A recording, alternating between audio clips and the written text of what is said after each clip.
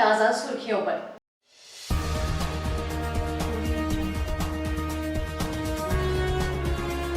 जमशेदपुर में बढ़ा चोरों का आतंक, अब धार्मिक स्थानों को बना रहे हैं अपना निशाना।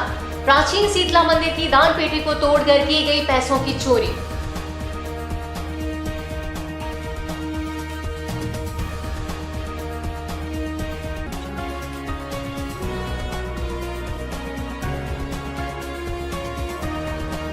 सरायकेला में अपराधियों का मनोबल बढ़ा।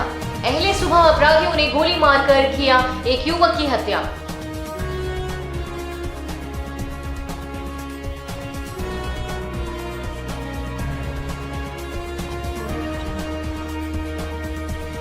Indian Steel and Wire Product के विस्तारीकरण के लिए हुई जन सुनवाई, मिला जन समर्थन। टाटा स्टील की अनुषंगी company Indian Steel and Wire Product के विस्तारीकरण को लेकर सोमवार को जमशेदपुर में टीन प्लेट काली मंदिर में जन सुनवाई हुई। इस जन सुनवाई में झारखंड प्रदूषण नियंत्रण परिषद के क्षेत्रीय पदाधिकारी जितेंद्र कुमार सिंह, एसडीओ पीयूष कुमार सिन्हा और कंसल्टिंग इंजीनियर आशुतोष कुमार समेत अन्य लोग मौजूद थे। इस जन सुनवाई के दौरान जनता की काफी सहभागिता रही। जन सुनवाई के दौरान तार कंपनी मैनेजमेंट और यूनियन के अलावा सरकारी विभाग के लोग मौजूद थे। यहां लोगों ने तार कंपनियों के विस्तार को शर्त के साथ समर्थन करने की मांग की। इन लोगों ने कहा कि पर्यावरण को नुकसान नहीं पहुंचे, ऐसा इंतजाम कर इसका विस्तार किया जाए।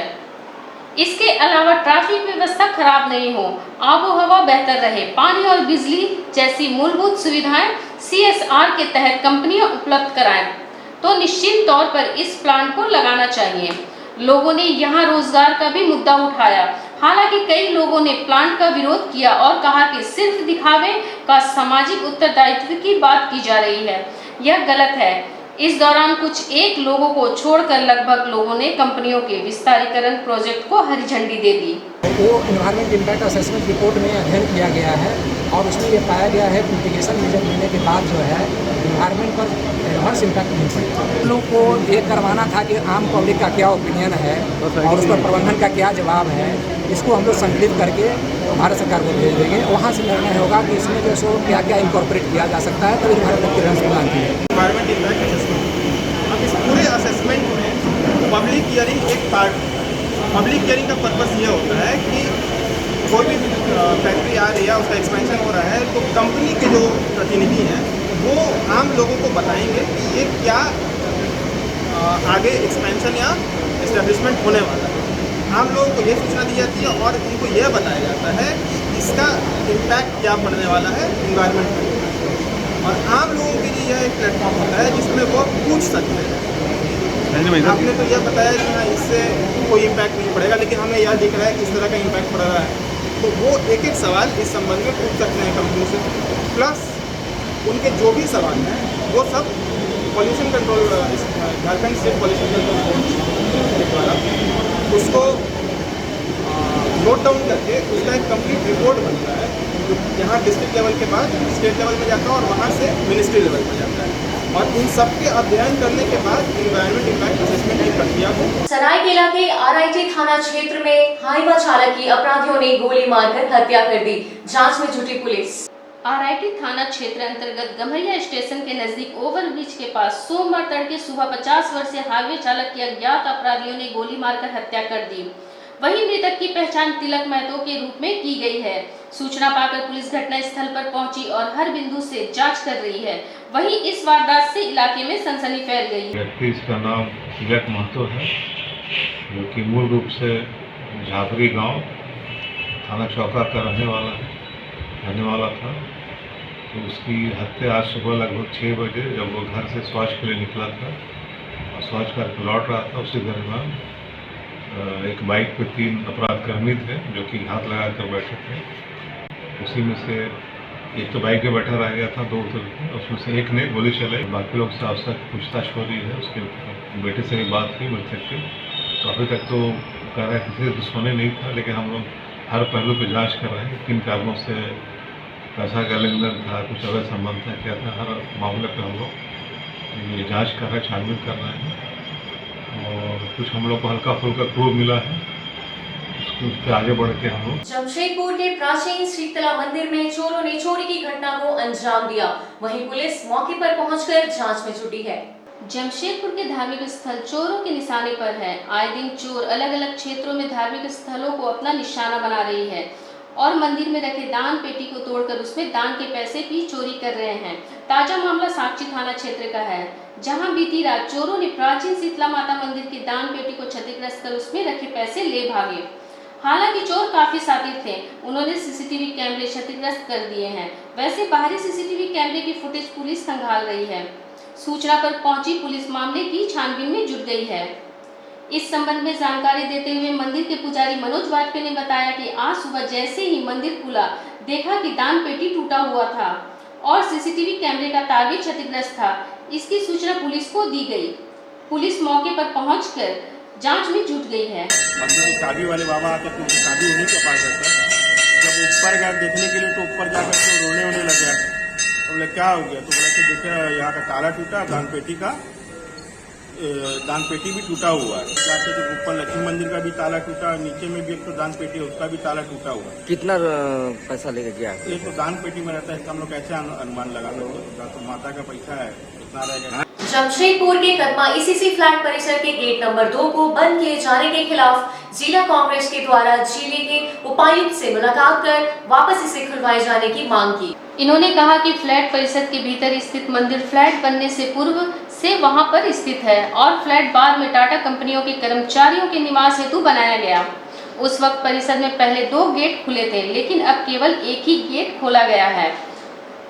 इन्होंने कहा कि मंदिर में लोगों की पूजा इससे बाधित हो रही है। साथ ही जो गेट खुला है उसके ठीक सामने स्कूल है और फ्लैट निवासियों के आवागमन एवं स्कूल के छात्रों के आवागमन से यहाँ भारी भीड़ का सामना भी करना पड़ता है और यहाँ दुर्घटना की भी आशंका बनी रहती है। इन्होंने कहा कि जूस्को प्रबंधन से बात कर जिले के उपायुक्त दोबारा गेट नंबर 2 को खुलवाएं, अन्यथा आगे इनके द्वारा उग्र आंदोलन किया जाएगा।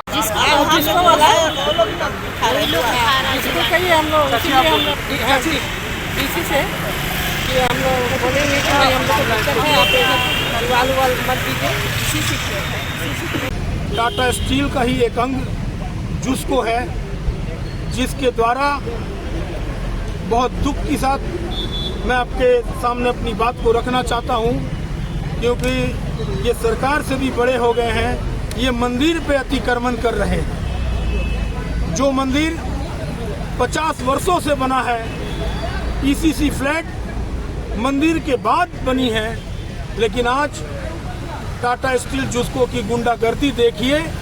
वहाँ हमारी माताएं शिव चर्चा करती है, हर सावन में भव्य पूजा होता है, सभी रहने वाले आसपास के लोग पूजा करते हैं, लेकिन टाटा स्टील के द्वारा जूस्को के द्वारा मंदिर के बीचों बीच दीवार उठाकर इन्होंने हिंदू के आस्था को ठेस पहुंचाया है। आवेदन करने आए हैं कि डीसी महोदया, आप भी हिंदू हैं और हिंदू आस्था को आप समझ सकते हैं। आप अविलंब टाटा स्टील की गुंडागर्दी बंद कीजिए और जो टाटा स्टील के द्वारा जो मंदिर को अतिक्रमण किया गया है, इसे अतिक्रमण मुक्त कराया जाए। अपने उपायुक्त महोदया पे भरोसा करते हैं और जो हमने सुना है, जो यहाँ की जनता उनके बारे जानते हैं, हमें ये पता है कि ना वो गलत करती है, ना गलत को बर्दाश्त करती हैं। तो मुझे विश्वास है वो करेंगे, और वो अगर वो नहीं करती है किसी कारण बस, तो हमारे लिए रास्ता खुला है। हम जन आंदोलन चलाएंगे, हम इसके लिए स्वतंत्र हैं। मुसाबरी के बेनासोल गांव के ग्रामीण श्रमदान कर बना रहे हैं सड़क। ग्रामीणों ने कहा कि जब किसी ने ध्यान नहीं दिया तो खुद हम लोगों ने श्रमदान कर सड़क बनाने का निर्णय लिया। बेनासोल के स्थानीय ग्रामीणों का कहना है कि पिछले कई सालों से यहाँ पर सड़क नहीं थी। गांव के लोगों और स्कूलों में पढ़ने वाले बच्चों को आने जाने में बहुत दिक्कतें हो रही थी।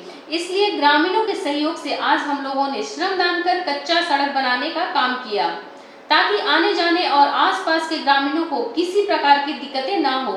यहाँ पर 24 परिवारों के लोग रहते हैं। गांव बेनासोल टोला पुंडुंगरी जो है, ये मतलब रोड से कम 1 किलोमीटर के अंदर में है और यहाँ पर किसी भी तरह से हम लोग का आने जाने का रास्ता सुविधाजनक नहीं है।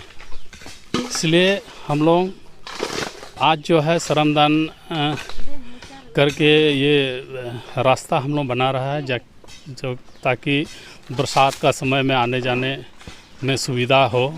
ये बरसात का समय में खासकर जो हम लोगों का वहाँ के जो स्कूल के बच्चे सब जो बेनासोल विद्यालय में पढ़ते हैं उन लोगों को बरसात का समय में इस तरह रास्ता मतलब कादा कीचड़ हो जाता है जो कि 1.5 किलोमीटर के जगह में वो लोग 2-3 किलोमीटर घूम के स्कूल आना पड़ता। हमारे जो विधायक जी हैं उनको भी आवेदन दिया गया है, लेकिन अभी तक इसमें मतलब किसी तरह का यहाँ पर कोई सुविधाजनक रास्ता बनाने के लिए कोई पहल नहीं कर रहा है। कारगिल विजय दिवस के मौके पर जमशेदपुर में सैनिक शौर्य सम्मान सह प्रतिभा सम्मान 2023 का आयोजन किया जा रहा है, जहां कारगिल युद्ध के वीर सैनिक परमवीर चक्र से सम्मानित कैप्टन योगेंद्र सिंह यादव मुख्य अतिथि के रूप में शामिल होंगे। पूर्व सैनिक सेवा परिषद एवं सैल्यूट तिरंगा के संयुक्त प्रयास से इसका आयोजन किया जाएगा। 29 जुलाई शाम को मुख्य अतिथि का आगमन शहर में होगा और उनकी रैली होगी और 30 जुलाई को सम्मान समारोह का आयोजन होगा। आपको बता दें कि कैप्टन योगेंद्र सिंह यादव कारगिल के युद्ध में 18 गोलियां लगने के बावजूद वे नहीं रुके और दुश्मनों को ढेर किया और आज भी वे जीवित हैं। ऐसे देश के महान वीर सपूत का आगमन जमशेदपुर में पहली बार हो रहा है, जिसकी तैयारियां पूरी कर ली गई हैं। वहीं इस मौके पर एनएसजी कमांडो सुरेंद्र सिंह भी शामिल होंगे। राजेंद्र विद्यालय ऑडिटोरियम में इस सम्मान समारोह का आयोजन होगा, जहां दोनों ही अतिथि एक सैनिक के जीवन के मुश्किलों पर प्रकाश डालेंगे। कार्यक्रम के संयोजक नीरज सिंह ने कहा कि देश के वीर सपूतों को सुनते हुए देश प्रेम की भावना को सभी सर्वोपरि माने, इस उद्देश्य को लेकर इसका आयोजन किया जा रहा है।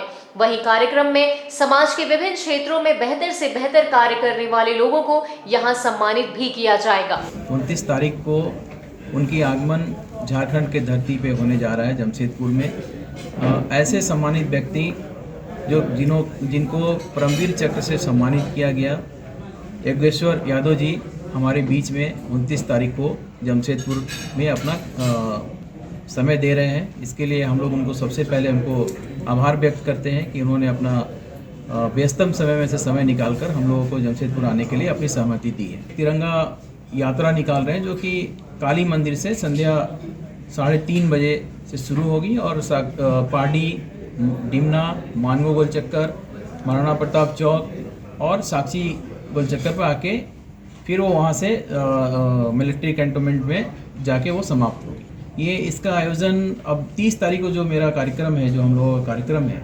जो सैल्यूट तिरंगा के बैनर तले जो कार्यक्रम होना है और पूर्व सैनिक परिषद और हम लोग के सब मिला जुला के, तो वो कार्यक्रम राजेंद्र विद्यालय में रखा गया, जो कि सुबह 11:30 बजे से ये कार्यक्रम होगी, जिसमें कि जो परमवीर चक्र से सम्मानित योगेश्वर यादव जी हैं, वो अपना आप बीती कहानी और जो उन्होंने उस कठिनाई, उस पल को सामना किया, उस पल को जिया, वो अपने मुख से वो सबके सामने अपनी बातों को रखेंगे। कुछ लोगों को विभिन्न क्षेत्रों से जो लोग समाज के लिए काम कर रहे हैं, वैसे लोग को भी हम लोग सम्मानित करने का काम करेंगे। इस क्षेत्र के सभी शहीद परिवार सम्मानित होंगे, जिनके बेटे या जिनके पिता। क्षत्रिय महासभा राजपूत समाज अखंड भारत की ओर से साक्षी कैनालाइट होटल में सावन मिलन कार्यक्रम का आयोजन किया गया। इस आयोजन में महिला और पुरुष दोनों वर्ग के लोग शामिल हुए। राष्ट्रीय संगठन मंत्री मधु सिंह ने कार्यक्रम में उपस्थित अतिथियों में डॉक्टर इंदु चौहान, श्रीमती पूर्वी बोस एवं श्रीमती कल्याणी पाठक का स्वागत किया गया। महिला वर्ग से सावन क्वीन रूपम सिंह बनी, सुरभि द्वितीय और अनुराधा तृतीय स्थान पर रही। पुरुष वर्ग में सावन किंग ऋषभ प्रथम स्थान, द्वितीय राजू सिंह एवं तृतीय लाल बाबू सिंह रहे। कार्यक्रम को सफल बनाने में जिला युवा अध्यक्ष शिल्पी सिंह, जिला उपाध्यक्ष सुरभि सिंह आदि लोगों का भरपूर सहयोग रहा। सभी महिलाओं ने संगीत पर जमकर मस्ती भी की और बहुत सारे गेम्स का मजा भी उठाया। कार्यक्रम में सभी वक्ताओं ने देश में हो रहे महिलाओं पर अत्याचार को गंभीरता से लेने की बात कही और इस पर दुख व्यक्त किया। सावन महीने को ध्यान में रखते हुए इस पावन महीने को हम लोग बनाए हैं, क्योंकि शिव पार्वती को हम लोग रिप्रेजेंट कर रहे हैं यहाँ पे, शिव और पार्वती जी को।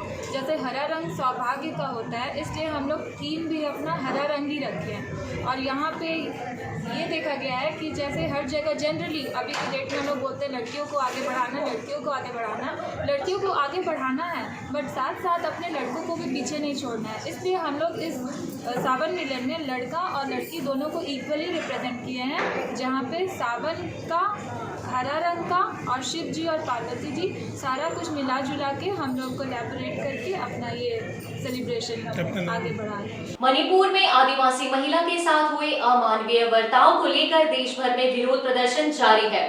देश भर में पीएम मोदी, गृह मंत्री अमित शाह और मणिपुर सरकार के पुतले फूके जा रहे हैं। इसी कड़ी में रविवार को जमशेदपुर में कांग्रेस जिला सचिव राजा सिंह के नेतृत्व में कांग्रेसियों ने केंद्र सरकार और मणिपुर सरकार के विरोध में अर्धनग्न प्रदर्शन किया। इस दौरान कांग्रेसियों ने बिरसा नगर गुड़िया मैदान से लेकर बारडी चौक तक अर्धनग्न पद यात्रा निकाली, जहां बारडी चौक पर प्रधानमंत्री नरेंद्र मोदी, गृह मंत्री अमित शाह और मणिपुर सरकार के विरोध में जमकर नारेबाजी करते हुए पुतला फूका। कांग्रेसियों ने इसे एक शर्मनाक घटना बताया और कहा कि इस घटना से पूरा देश शर्मसार हुआ है। महिला सुरक्षा के नाम पर देश की महिलाएं ठगी जा रही हैं। मणिपुर की हिंसा पर प्रधानमंत्री की चुप्पी साफ बयां करती है कि केंद्र सरकार केवल अपने हित की बात करती है। मणिपुर में महिलाओं पर अत्याचार किसी कीमत पर बर्दाश्त नहीं किया जाएगा। देश की जनता सब देख रही है। आगामी लोकसभा चुनाव में जनता इसका बदला जरूर लेगी।